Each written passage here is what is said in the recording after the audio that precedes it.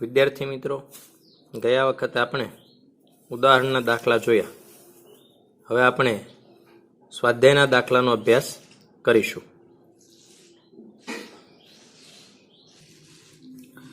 નીચેના પ્રશ્નોના જવાબ આપો. એક પોલા વાહકની અંદર વીજભાર મૂકીને વિદ્યુત બળોથી તેમનું શિલ્ડિંગ કરી શકો છો. આ શિલ્ડિંગ વાળો જે ટોપિક છે એ મિત્રો આપણે 12થમાં શીખીશું. ઇલેક્ટ્રોસ્ટેટિક શિલ્ડિંગની વાત શીખીશું. કોઈ પદાર્થને પોલા ગોળાની અંદર મૂકીને કે અન્ય રીતે તમે નજીકના દ્રવ્યની ગુરુત્વ અસરથી શિલ્ડ કરી શકશો? તો જવાબ છે ના. કવચની અંદર મૂકેલા કોઈ પણ પદાર્થની ગુરુત્વ અસરથી શિલ્ડ ન કરી શકાય, અર્થાત તેને ગુરુત્વ અસરથી ન બચાવી શકાય. કારણ કે જે વીજભાર હોય ધન અને ઋણ વીજભાર ગોળા ઉપર સમાન રીતે વેચાય એવી રીતે દળનું વિતરણ થતું નથી. ત્યારબાદ છે પૃથ્વીની આસપાસ ભ્રમણ કરતા નાના અવકાશયાનની અંદર રહેલા અવકાશયાત્રી ગુરુત્વાકર્ષણની પરખ એટલે કે ડિટેક્ટ કરી શકતો નથી. જો પૃથ્વીની આસપાસ કક્ષીય ભ્રમણ કરતા અવકાશ મથકનું પરિમાણ મોટું હોય તો તે ગુરુત્વાકર્ષણની પરખ કરવાની આશા તમે રાખી શકશો? જવાબ છે હા. જો પૃથ્વીની આસપાસ ભ્રમણ કરતા અવકાશયાનની સાઇઝ મોટું હોય, પરિમાણ છે મોટું હોય, તો અવકાશયાત્રી જીમાં થતા ફેરફારને ડિટેક્ટ કરી શકે છે, પારખી શકે છે. ત્યારબાદ સી જે છે એ છે જો તમે પૃથ્વી પર સૂર્યના લીધે લાગતા અને ચંદ્રના લીધે લાગતા ગુરુત્વીય બળોની સરખામણી કરો તો તમને જણાશે કે સૂર્યનું ખેંચાણ બળ ચંદ્રના ખેંચાણ બળ કરતાં મોટું છે. આમ છતાં ધરતી પર ચંદ્રના ખેંચાણ બળની અસર ધરતી પરની સૂર્યની અસર કરતાં મોટી છે. આવું શા માટે છે? તો એનું કારણ એ છે કે ધરતીના ખેંચાણ બળનું સૂત્ર જે છે, ખેંચાણ બળ જે છે એ ખાસ કરીને અંતરના ઘનના વ્યસ્ત પ્રમાણ ઉપર હોય. એટલે એમાં અંતર ઓછું છે, ચંદ્ર નજીક છે તો છેદ નાનો થાય તો જવાબ મોટો થાય જ. અંતરના ઘન ના વ્યસ્ત પ્રમાણમાં અને ચંદ્ર દૂર છે તો એનો ઘન છે એ મોટો થાય તો જવાબ નાનો થવાનો છે. જ્યારે ગુરુત્વાકર્ષણ બળ અંતરના વર્ગના વ્યસ્ત પ્રમાણ ઉપર આધાર રાખે છે અને સૂર્ય કરતા ચંદ્ર પૃથ્વીથી નજીક છે તેથી ખેંચાણ બળ ઉપર સૂર્ય કરતા ચંદ્રની અસર વધારે થાય છે અને આ અસરનો ગુણોત્તર પણ આટલો લગભગ તમને મળે છે 61.5 × 10⁶. ઊંચાઈ કરતા વધતા ગુરુત્વ પ્રયોગ વધે કે ઘટે? એનો જવાબ ખબર જ છે કે ગુરુત્વ પ્રયોગ ઊંચાઈએ કે ઊંડાઈએ ઘટે ને ઘટે. તેમ છતાં સૂત્ર સાથે કહીએ ગુરુત્વ પ્રયોગ ઘટે. ઊંડાઈ સાથે બીજો સવાલ છે ઊંડાઈ વધતા, તો ઊંડાઈ વધે ત્યારે પણ ગુરુત્વ પ્રવેગ જે છે તે ઘટે છે. સૂત્રની જરૂરિયાત છે નહીં પણ છતાંય ગુરુત્વ પ્રવેગ પૃથ્વીના દળ કે પદાર્થના દળથી, પૃથ્વીના દળ ઓબ્લિક પદાર્થના દળથી સ્વતંત્ર છે. તો આપણને ખબર છે કે ગુરુત્વ પ્રવેગના સૂત્રમાં કંઈ પદાર્થનું દળ આવતું નથી. એ મેં અગાઉ પણ તમને કીધું હતું કે જે જકડી રાખનાર છે એનું માસ મૂકવાનું છે, જે જકડાઈ રહ્યો છે એનું નહીં, તો એ પદાર્થના દળથી સ્વતંત્ર છે. ત્યારબાદ બે સૂત્ર આપ્યા છે સ્થિતિ ઉર્જાના. તો આ સૂત્ર કરતાં વધુ કે ઓછું એક્યુરેસી છે, ચોકસાઈ ભર્યું છે. તો આપણને ખબર છે કે આ સૂત્ર જે છે એ સ્થિતિ ઉર્જાનો તફાવત શોધવા માટે વધારે ચોકસાઈ ભર્યું એટલા માટે છે કે આમાં સ્મોલ જી આવતો નથી. જ્યારે આમાં સ્મોલ જી આવે છે અને એ અંતર સાથે બદલાય છે વિવિધ સ્થળે, માટે આ ઠીક નથી. આ જે છે તે વધુ સારું સૂત્ર છે. ત્રીજો દાખલો. ધારો કે કોઈ ગ્રહ સૂર્યની આસપાસ પૃથ્વીની ઝડપ કરતાં બમણી ઝડપે પરિભ્રમણ કરે છે તો તેની કક્ષાનું પરિમાણ પૃથ્વીના કક્ષાના પરિમાણની સરખામણીએ કેટલું છે? તો ધારો કે પૃથ્વીનો આવર્તકાળ ટી લઈ લઈએ. કોઈ ગ્રહ પૃથ્વી કરતાં બમણી ઝડપે પરિભ્રમણ કરે છે, માટે એના એક પરિભ્રમણ માટે પૃથ્વી કરતાં અડધો સમય લાગશે, ડબલ ઝડપ છે એટલે એનો આવર્તકાળ પ્લેનેટ જે છે, આવર્તકાળ ટાઈમ પ્લેનેટનો છે તો પી એ અડધો થશે. હવે જો પૃથ્વીની ત્રિજ્યા આરી લઈ લઈએ અને ગ્રહની ત્રિજ્યા આરપી લઈ લઈએ તો આપણું સૂત્ર છે કેપ્લરનો ત્રીજો નિયમ, ટી સ્ક્વેર ચાલે છે આર ઘન, પછી ગુણોત્તર લઈ લેશું અહીં 3/2, અગાઉ આપણને ખબર છે, અને કિંમતો મૂકતા આપણને ખ્યાલ આવે છે કે 0.63 RE હોય. આ આઈએમપી દાખલો છે, પરીક્ષામાં પૂછાતો જ હોય છે. ગુરુનો એક ઉપગ્રહ આયો નો કક્ષીય આવર્તકાળ આટલો છે, આટલા દિવસનો, અને કક્ષીય ત્રિજ્યા આટલી છે. દર્શાવો કે ગુરુનું દળ સૂર્યના દળના 1000માં ભાગનું છે. હવે જો ઉપગ્રહનો કક્ષીય આવર્તકાળ આટલા દિવસ છે, તો જુપિટર જે છે એટલે કે જે આવર્તકાળ જે જી એટલે જુપિટર રાખ્યો તો દિવસને 24 કલાક, 1 કલાકની 60 મિનિટ અને 1 મિનિટની 60 સેકન્ડ, તો સેકન્ડમાં આપણે બદલી નાખ્યો. ત્યારબાદ કક્ષીય ત્રિજ્યા આટલી આપી છે, રાઈટ. હવે કેન્દ્રગામી બળ બરાબર ગુરુત્વાકર્ષણ બળ કેપ બરાબર કુબ, જે અગાઉ આપણે જોતા હતા. તો આ છે સ્થિતિમાન v બરાબર gm/r, પરંતુ v ઇઝ ઇક્વલ ટુ શું થશે r ઓમેગા, અને ઓમેગા ઇઝ ઇક્વલ ટુ શું થશે 2π/t. એ બધી કિંમતો મૂકી તો ઓમેગા સ્ક્વેર બરાબર gmg/r ઘન મળે. એટલે કે એમ કેન્સલ થઈ જાય, એક આર કેન્સલ થઈ જાય એટલે વી વધે, કેપિટલ જે છે પ્રિન્ટ મિસ્ટેક છે, સ્મોલ લઈ લીધો, તો ખાલી gmj/r વધશે. હવે આની જગ્યાએ આર ઓમેગા આપણે મૂકીએ તો શું થાય, ઓમેગાનો સ્ક્વેર આરનો સ્ક્વેર થાય, એમાંથી આર જે છે એનો સ્ક્વેર નીચે આવવા દઈએ તો એ ઘન થઈ જાય, રાઈટ. હવે એમ જેને કરતા બનાવીએ અને આ ઓમેગાના બદલે મૂકી દઈએ 2π/t. હું થોડા સ્ટેપ તમને મૂકીને બતાવું છું. તો ઓમેગાના બદલે 2π/t મૂકી દો એટલે 4π² t² થઈ જાય, અને એમાં એમને કરતા બનાવો એટલે આર ઘન ઉપર જશે. અહીંયા આરનો ઘન છે જે અહીંયા જશે, તો જો અહીંયા દેખાય છે. હવે અને આ છે એ નીચે જશે તો t²g. તો આ બધામાં દેખાય છે 4π² કોમન હોય, g કોમન હોય તો શું હશે, એમ ચલે છે આર ઘન અપોન t². તો એમ જે ઇઝ ઇક્વલ ટુ, તો બધી કિંમતો મૂકી દેતા એમ જે તમને મળે છે 2 × 10⁻²7, અને સૂર્યનું દળ છે 2 × 10⁻30, તો 3 ઘાતનો ફરક છે અહીંયા, 2 અહીંયા આવશે 1 શૂન્ય વધારે 3 ઘાત 27 છે, 2 કેન્સલ થઈ જાય, તો 1000માં ભાગનું જે છે એમ સાબિત થાય છે. આપણે એવું ધારીએ કે આપણી આકાશગંગામાં સૂર્યના દળ જેટલું દરેકનું દળ હોય તેવા 2.5 × 10⁻11 તારાઓની બનેલી છે, અને આકાશગંગાના કેન્દ્રથી 50,000 પ્રકાશ વર્ષ, લાઇટ યર કહી શકીએ, પ્રકાશ વર્ષ દૂર રહેલો કોઈ તારો એક ભ્રમણ પૂરું કરવા માટે કેટલો સમય લેશે. આકાશગંગાનો વ્યાસ 10⁵ પ્રકાશ વર્ષ જેટલો લો. હવે ધારો કે આકાશગંગામાં તારાની સંખ્યા કેટલી છે, 2.5 × 10⁻11. દરેક તારાનું દળ કેટલું છે, તો આ સૂર્યનું દળ આપણે ગણ્યું છે કે 2 × 10⁻30 કિલોગ્રામ. તો આકાશગંગામાં રહેલા પ્રત્યેક તારાનું દળ કેટલું થશે, તો 2.511 જેટલા તારા એને ગુણ્યા પ્રત્યેક તારાનું દળ, તો લગભગ આટલું થશે 5 × 10⁻41 કિલોગ્રામ માસ થશે. હવે તારાની કક્ષીય ત્રિજ્યા કેટલી લેવાની છે, તો 50,000 પ્રકાશ વર્ષ. તો 1 પ્રકાશ વર્ષ એટલે આટલા મીટર થાય, તો 50,000 વડે એનો આપણે ગુણાકાર કરીશું તો તે કેટલા થશે, તો લગભગ આટલા મીટર, રાઈટ. હવે કેન્દ્રગામી બળ બરાબર ગુરુત્વાકર્ષણ બળ, બંને બાજુથી એમ કેન્સલ આઉટ થશે, આર કેન્સલ થઈ જશે, તો વેગ v ઇઝ ઇક્વલ ટુ શું આવશે, gm/r.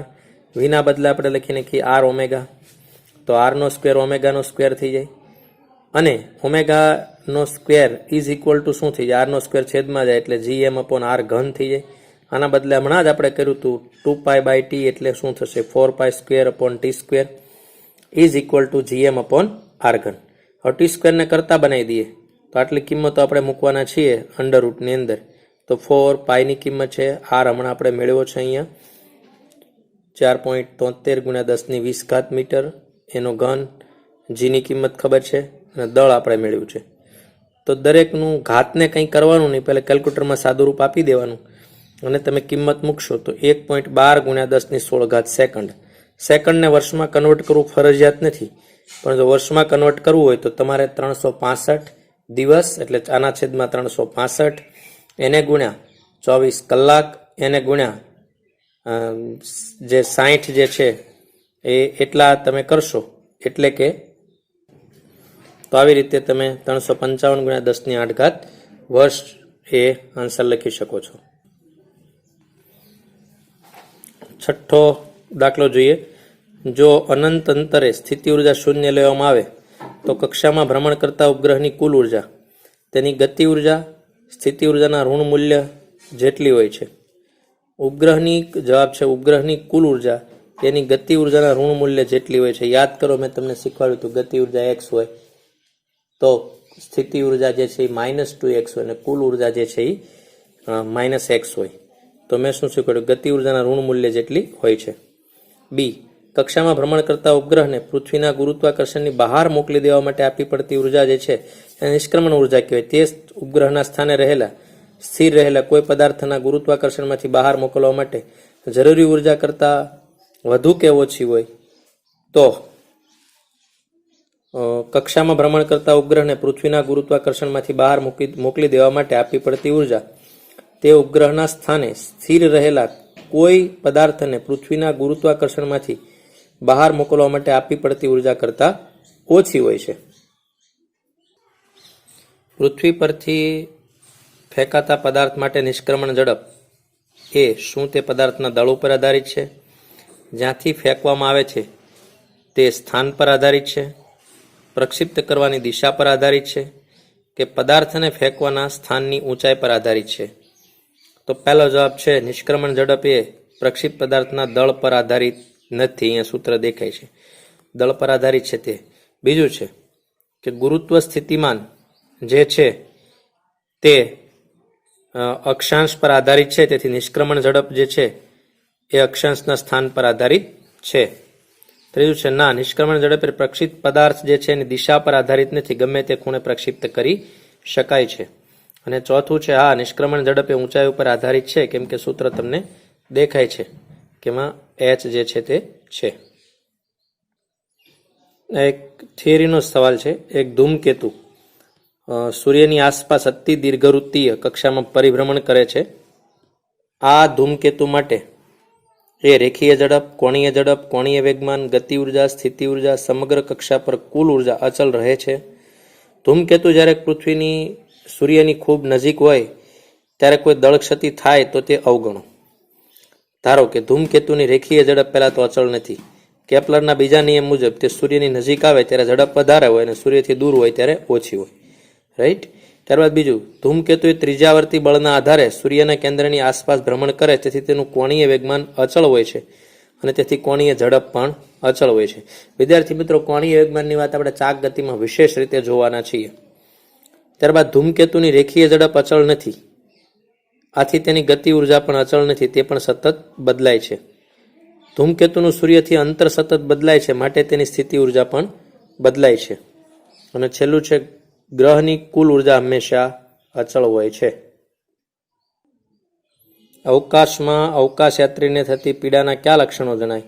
પગમાં સોજો આવે, ચહેરા પર સોજો આવે, માથું દુખે કે એની સંરચનામાં તકલીફ થાય છે? તો અવકાશયાત્રી છે ને બી, સી અને ડી લક્ષણો જે છે તે જણાય છે.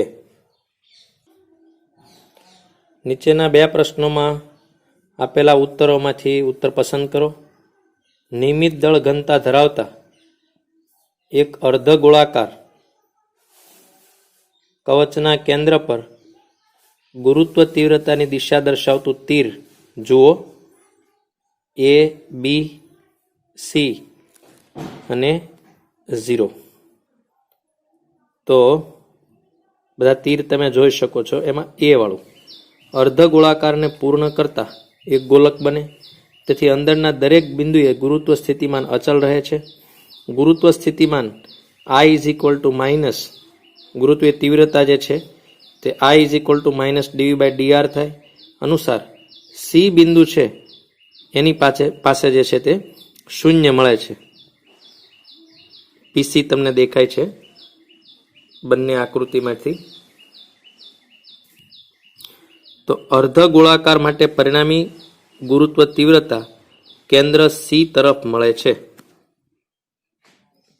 11મો દાખલો, ઉપરના પ્રશ્નમાં કોઈ યાદચ્છિક બિંદુ પી આગળ ગુરુત્વ તીવ્રતા ની દિશા દર્શાવતું તીર કઈ બાજુ છે, ડી, ઈ, એફ કે જી?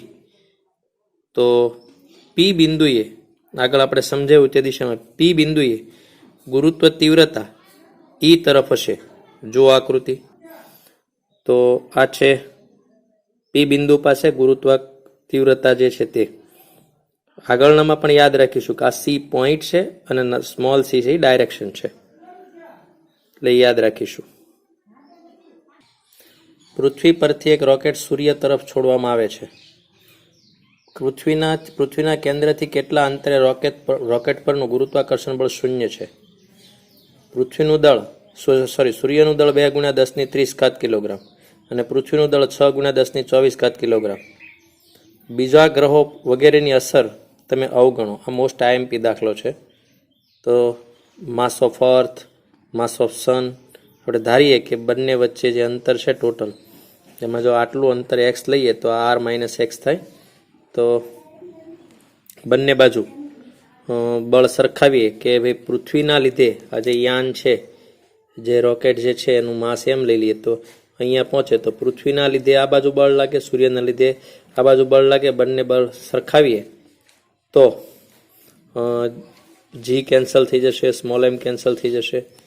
ખાલી માસ of son, mass of earth અને આ વેલ્યુ આવશે. તો આ બંને આપણને ખબર છે, માસ ઓફ સન આપેલી છે, માસ ઓફ અર્થ આપેલી છે.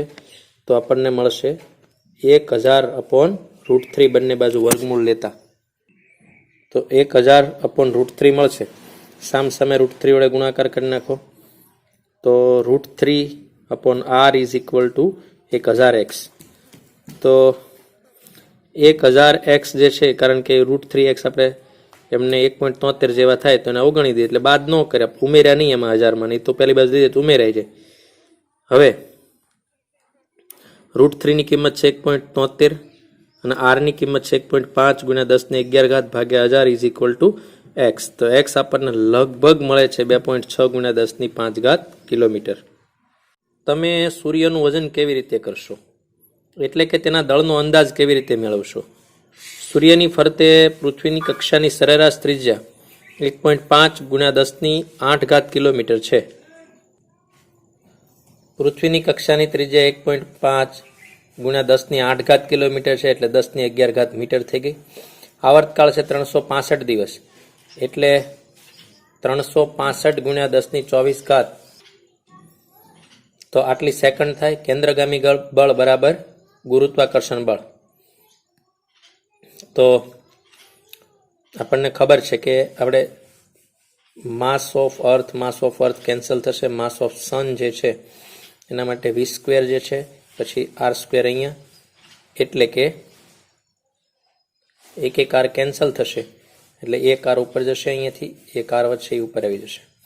હવે એમની કિંમત બધી જે છે તે આપણે મૂકી દઈએ તો આપણને મળશે 2.02 × 10⁻30 કિલોગ્રામ. ત્યારબાદ 14 નંબરનો દાખલો છે.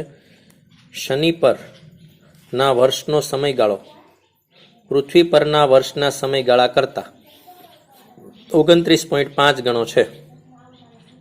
જો પૃથ્વી સૂર્યથી 1.5 × 10⁸ કિલોમીટર અંતરે હોય તો શનિ કેટલે દૂર હશે? તો અગાઉ આપણે આવો એક દાખલો ગણેલો છે. કેપ્લરનો ત્રીજો નિયમ છે, t² ચલે છે r3. બંને બાજુ ગુણોત્તર લીધો છે. તમને કિંમત આપેલી છે 29.5, કેમ કે રકમમાં તમે જો 29.5 ગણો સમય છે, તો અહીંયા 29.5 નો વર્ગ સમય બાજુ અને રેડિયસ જે છે એક આપેલી છે ને એક શોધવાની છે. તો તમે સાદું રૂપ આપશો તો 14.32 × 10⁸ કિલોમીટર આન્સર મળશે. એક પદાર્થનું પૃથ્વીની સપાટી પર વજન 63 ન્યૂટન છે. પૃથ્વીની ત્રિજ્યા કરતાં અડધી ઊંચાઈએ તે પદાર્થનું ગુરુત્વ બળ કેટલું થશે? તો mg is equal two 63 newton છે અને h છે એ r/2, કેમ કે પૃથ્વીની ત્રિજ્યા કરતાં અડધી ઊંચાઈ. હવે ઊંચાઈ ગુરુત્વ પ્રવેગનું સૂત્ર છે, એમાં h ની જગ્યાએ મૂકવાનું છે re/2, તો re કેન્સલ થઈ જશે એટલે 1/2 નો સ્ક્વેર થઈ જશે. માટે gh ઇઝ ઇક્વલ ટુ 2 તમે લસા લઈએ અહીંથી, તો 2 એકા 2, 2 ને 1 3, 3/2, તો વર્ગ કરીએ તો 9/4, 4 ઉપર જશે, તો જવાબ જે છે આટલો મળશે.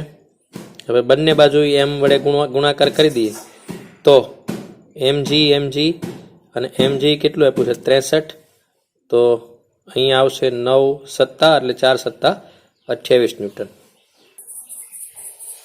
પૃથ્વીને નિયમિત દળ ઘનતા ધરાવતો ગોળો ધારીને જે પદાર્થનું સપાટી ઉપર વજન 250 ન્યૂટન હોય તેનું પૃથ્વીના કેન્દ્ર તરફ અડધા અંતરે વજન કેટલું છે? તો mg બરાબર 250 ન્યૂટન. આ વખતે d is equal two r/2, ઊંડાઈએ જઈએ છીએ, આ સૂત્ર છે ઊંડાઈનું, એમાં d ની જગ્યાએ મૂકી દઈશું r/2, r કેન્સલ થઈ જશે એટલે આવશે 1/2, 2 લસા લઈ, 2 એકા 2, 2 માંથી 1 જાય એટલે વધશે 1/2. તો gd is equal two g/2, બંને બાજુ mm વડે ગુણાકાર કરી દઈએ તો mg 250 છે, તો વજન હશે 125 ન્યૂટન. વિદ્યાર્થી મિત્રો, તો હવે પછીના સ્વાધ્યાયના વધુ આગળ દાખલા જે છે તે હવે પછીના વિડીયોમાં જોશું.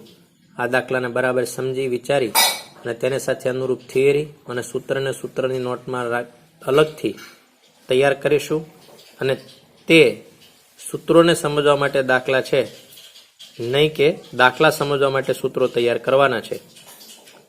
તો તે સૂત્રોની નોટમાં અલગથી તૈયાર રાખીશું સૂત્રો, અને દાખલા જે છે તે સારી રીતે રકમ 1 થી 2 વાર વાંચી અને એની ગણતરી જે છે તે શાંતિથી જોઈશું.